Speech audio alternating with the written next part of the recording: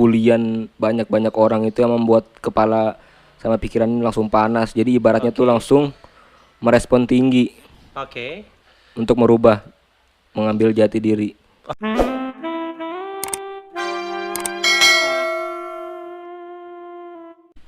Oke. Well guys, hari ini aku bakalan nge-podcast lagi ya. Kali ini barengan sama Bang Yamin lagi. Kalau kemarin kita di car vlogging, kali ini kita buatnya di studio. Nah, hari ini tuh aku pengen nanyain Bang Yamin tuh soal krisis kepercayaan diri. Oh begitu Bang Iya. dibilang ya. Katanya dulu Bang Yamin ini adalah salah orang, seseorang yang kurang percaya diri terhadap apa yang dia miliki sampai dia takut mendekati wanita. Contohnya Oh ya seperti gitu benar. Bener nggak? Coba Bang Yamin diceritakan seperti apa? Ya dulu saya mengenal yang namanya cinta-cintaan tuh paling masa pendidikan SMP ya kan. Oh, mulai Setelah SMP sudah mulai cinta-cintaan ya? Iya benar. Anda luar biasa. Wah, Aku SMP belum tahu apa-apa ya. iya.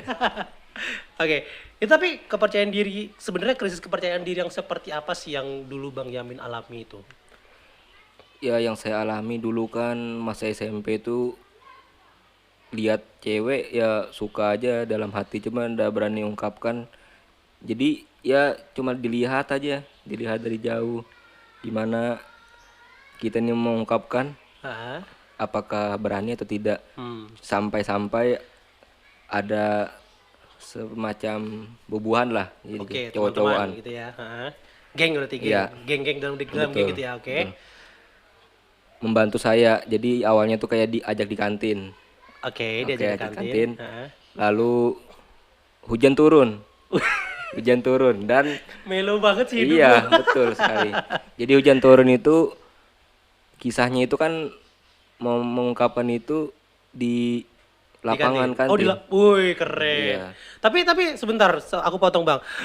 Ini serius ini kisah cinta di SMP gitu. Iya, Itu kan serius. cinta monyet gitu kan. Kalau ndak tahu, kalau mau tahu jelasin nanti ada teman saya sih kalau mau langsung. Pacarnya Bukan orangnya yang yang dulu sempat pernah dekat. disuka. Iya, Oh, betul. oke. Cuma kan masa lalu kan. Jadi cinta monyet lah ibaratnya gitu. Oh, betul.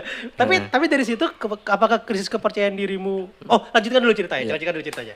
Jadi ceritanya yang tadi tuh ya hujan-hujan turun tuh ya. Iya, iya. Eh, Hujan itu, turun, guys. hujan Hujan turun turun. dingin. Lalu baru mau ngomong sedetik hujan deras. Jadi bubaran langsung ke kelas. Padahal mau ngomong sudah sepintas. Oke. Jadi batal lah ceritanya. Waduh, jadi udah jadi. Udah jadi. Oke, itu kalau dari masalah percintaan seperti itu. Betul. Tapi dari masalah kehidupan sekarang, apakah memang Bang Yamin adalah orang termasuk orang yang introvert atau memang susah untuk membuka diri atau sebenarnya berani tapi takut untuk mengungkapkan? Sebenarnya sih sejak saya SMK itu kan dulu memang orangnya itu saya jujur sih pendiam. Oke, Wah, pendiam. baru ya teman-teman tuh banyak yang over juga kepada Over saya. maksudnya? Ya Dibully gitu. bully betul. Oh, jadi korban bullying no Betul. jatuhnya ya? Heeh. Oke, pernah jadi korban bullying, guys. Oke, lanjut, Bang. Masuklah saya ke universitas kampus. Lama ternyata penemuan jati dirinya ya. Jadi saya masuk kuliah itu. Jadi pikiran tuh emang langsung terbuka yang awalnya ada sifat kayak orang culun, Mhm. udah berani ngomong di depan orang banyak, tidak pede, tidak tampil pede. Itu semua saya lawan Wis. semenjak ospek itu. Jadi ada tekanan batinnya emang sudah saya Tekanan batin. yang saya lawan, saya dorong. Gimana cara ngelawannya? Siapa tahu teman-teman di sini yang nonton juga ada beberapa orang-orang yang memang takut ini untuk mengungkapkan.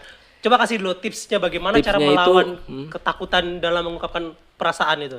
Tipsnya itu emang kita harus pikir dari masa lalu sih. Maksudnya bulian banyak-banyak orang itu yang membuat kepala sama pikiran ini langsung panas. Jadi ibaratnya tuh langsung merespon tinggi Oke. untuk merubah, mengambil jati diri. Oh, tapi pada saat Bang Yamin itu dibully sama teman-temannya gitu, apakah ada rasa ingin balas dendam kepada mereka? Oh tidak, Tidak saya ya? sifatnya orangnya ya diajarin orang tua kan nggak usah saling dendam. Intinya ya kita baik-baik aja hati tuh, nggak ada sifat keras gitu. Berarti ikhlas aja dibully dong ya? Oke. Biasa ya. Berarti dimaafkan teman-teman yang suka Betul, bully. betul. Buat teman-teman Bang Yamin yang dulu pernah bully, lihat sekarang Bang Yamin sudah menjadi orang yang berani untuk mengungkapkan perasaannya. Ya, betul. Mungkin kalau kalian bully lagi bisa dipukul sama dia. Apakah begitu? Apakah dengan sekarang rasa berani itu ada keinginan untuk, kamu kalau sekarang macam-macam sama aku, kamu bakal dapat akibatnya gitu? Ada nggak rasa seperti itu? Nggak ada sih. Ibaratnya kan sekarang teman-teman yang dulu tuh kebanyakan sadar sih, jadi sudah introspeksi diri dan saling dewasa. Jadi kalau masih begitu kelakuan itu sama aja kayak anak kecil. Oke, Betul. luar biasa, luar biasa. Tapi berarti awal dari perubahan Bang Yamin dari yang awalnya orang yang penakut atau pemalu Iya itu betul. baru di kuliahan ya, Mm-mm. atau dari semenjak SMK atau transisi ke kuliahan itu mulai berani untuk mengungkapkan sesuatu? Transisi ke kuliahan sih. Hmm. Itu faktornya apa yang mempengaruhi? Apakah waktu kuliah lebih jauh dari orang tua? Biasanya kan ada banyak gitu ya. Selama masa sekolah kita barengan sama orang tua terus nih. Ketika kuliah kita keluar, biasanya kita keluar kota, terus akhirnya kita harus mandiri dan harus berani. Apakah faktor itu atau gimana? Faktornya itu yang membuat terbuka itu karena jalur pendidikannya juga semakin tinggi kan pendidikan, jadi Pola pikir juga pola semakin pikir berkembang betul ya. betul. Oke.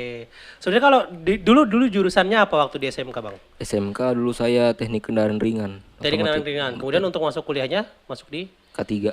K3, Iya betul. oke. Wah, memang sih orang-orang K3 itu memang harus orang-orang yang cukup vokal ya, karena bagaimana dia tidak bagaimana dia tidak vokal, dia harus mensosialisasikan tentang keselamatan kerja. Kalau mereka dia pendiam, tiba-tiba tidak mau ngasih tahu teman-temannya untuk sosialisasi bagaimana kerjaan mau beres gitu kan ya. Betul betul. Oh, betul. Oke Bang Yamin. Terus dengan posisi yang sekarang, apa keuntungan yang Bang Yamin rasakan? Maksudnya perbedaan apa dari diri Bang Yamin setelah berani mengungkapkan sesuatu gitu? Ya saat ini sih perbedaannya sudah mengenal seorang juga sih ya. Ya Oke, namanya cewek gitu kan. oke. Nggak grogi. Sering ada grogi gitu ya. Nggak. Emang dulu pernah waktu deket sama cewek takut gitu ngomong, Ya ibaratnya mau kenalan aja takut gitu atau gimana? malu-malu gitulah. Kalau sekarang kenalan aja. Kenalan aja biasa. Apalagi sekarang banyak tim-tim cewek mungkin ya pede-pede aja sih sudah. Oh gitu, weh luar biasa. Jadi buat teman-teman yang masih malu kenalan sama cewek, padahal kalian suka sama cewek, langsung kenalan aja. Urusan ditolak atau diterima itu urusan belakangan, ya Betul betul ya. betul. Yang penting kalian sudah bisa mengungkapkan perasaan yang kalian punya. Jadi misalnya, aku nih pengen kenalan sama orang, ya kalau aku takut-takut, ya nggak bakalan bisa gitu. Tapi kalau kita langsung berani, siapa tahu dari kenalan itu akan berbuah sebuah persahabatan atau bahkan percintaan yang Betul sekali. baik seperti itu. Betul nggak Bang ya? Betul sekali. Oke. Terus cerita lagi dong Bang, selain di masalah percintaan, selain bullying, apalagi yang membuat Bang Yamin berani untuk mengungkapkan jati diri Bang Yamin? Pekerjaan. Pekerjaan. Dulu kan Oke. pas semester awal sambil kerja juga saya. Oke. Jadi ibaratnya ada tuntutan juga dari pekerjaan yang membuat pikiran kita ini terbagi, Oke. terfokus Mm-mm. antara pendidikan dan pekerjaan dulu.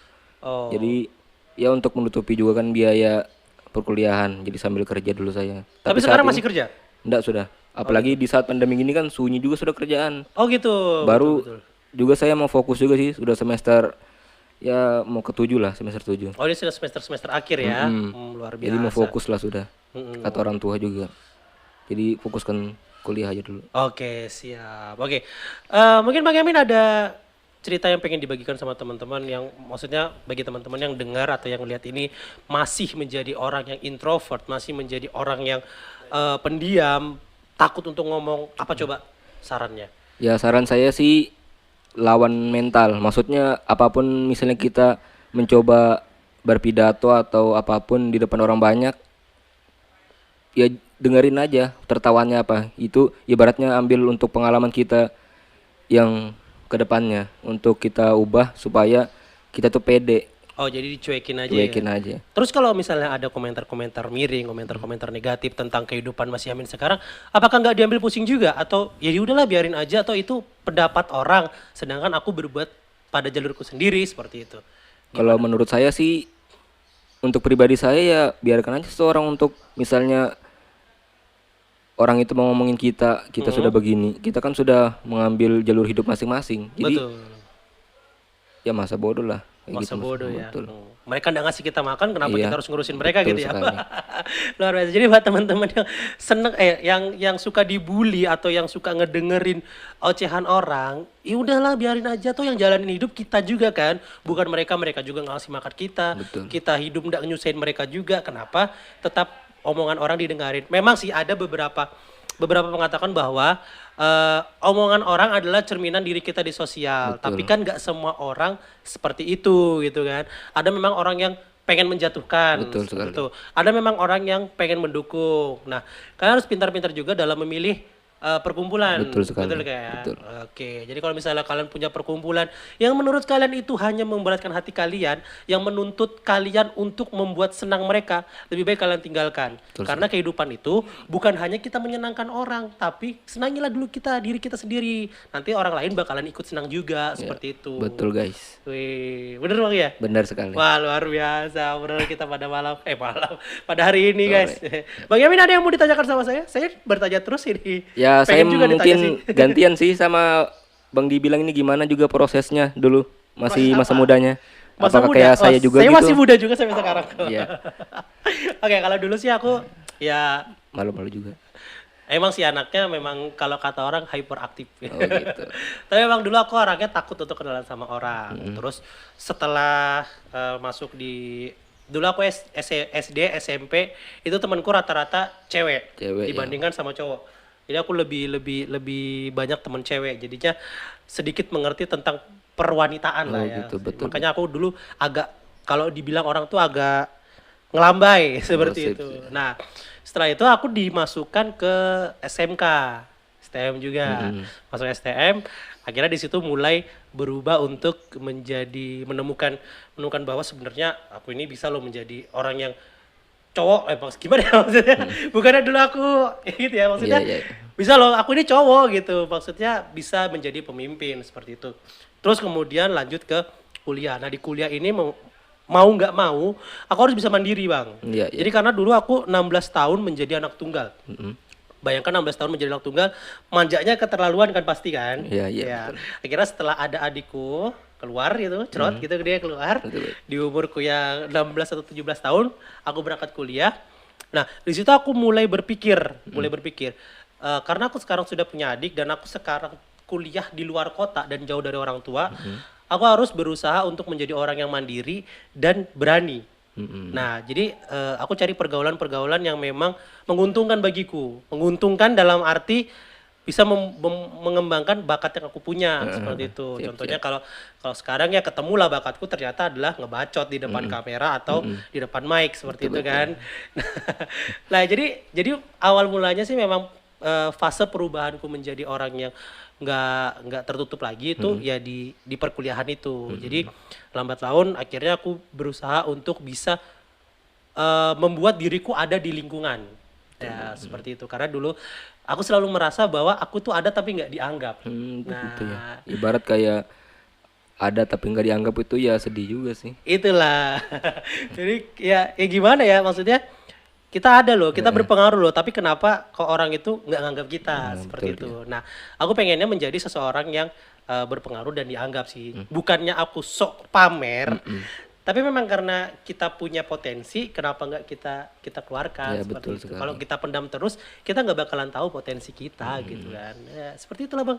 Ya, Jadi hampir-hampir mirip aja sih kita karena fase peralihannya adalah dari SMK ke kuliah. Betul Tapi kalau kuliah aku karena di luar kota dan jauh dari orang tua yang memang harus bersikap mandiri dan mencari kehidupan sendiri ibaratnya gitu ya. Jadi ya mau nggak mau harus berani seperti itu. Dan akhirnya ke bawah sampai sekarang seperti itu. Betul. Itu sih sarannya itu aja saya dengar. Oke. Oke. Jadi buat teman-teman tetap ingat cuci tangan sebelum makan di masa pandemi seperti ini tuh kena lain. Jadi kita memang tetap kita harus mengeksplor diri kita lebih dalam lagi. Betul. Apa sih potensi yang kita miliki, apa potensi yang bisa kita tunjukkan kepada orang sehingga kita dapat dilirik sama orang. Dilirik bahkan nanti bisa dipercaya orang. Akhirnya kita bisa mendapatkan proyek-proyek tertentu Bang itu ya. dia. Nah. Apalagi ya saya kenal Bang dibilang ini kan juga dari komunitas juga kan guys. Oke. Tanpa melalui jalur-jalur teman-teman lain Nggak maksudnya. lewat jalur zonasi ya. Lain. Oke, jadi memang aku kenalan sama Bang Yamin ini dulu cuma chatting-chattingan aja, main main game games. tanpa pernah ketemu muka loh ya. Baru-baru ini aja aku baru 2 kali kita car Ya. vlogging sama hari ini ketemu muka itu baru. Betul sekali. Sebelum-sebelumnya belum Iya, pernah. belum pernah. Nah, akhirnya kita bisa satu Ya saling frekuensi gitu kan. iya iya. Nah, Betul. ketika kalian punya teman dan satu frekuensi, itu bakalan membuat kalian akan mengeluarkan potensi-potensi yang kalian Iya punya betul seperti guys. itu. Contohnya ya kita ini. Iya betul. Betul. Akhirnya Kenal lewat komunitas, Mm-mm. ya saling ngechat, Mm-mm. saling sharing, Yap. tahu-tahu langsung kenal dekat gitu kan. Iya, tapi kita enggak ada ya. Enggak ada. Kan itu udah merek mereka juga. Sama-sama. Iya, jadi gitu. Jadi kalau misalnya kalian punya komunitas, lihat dulu komunitas itu berpengaruh dalam kehidupan kalian dalam kebaikan atau keburukan Nah, seperti betul, itu. Kalau memang komunitas itu memberikan dampak buruk bagi kalian, bisa memperenggang hubungan kalian dengan keluarga, lebih baik ya apa ya bahasanya kalian carilah komunitas yang lebih baik atau pergaulan Hindari. yang lebih baik Ya, betul seperti sekali. itu.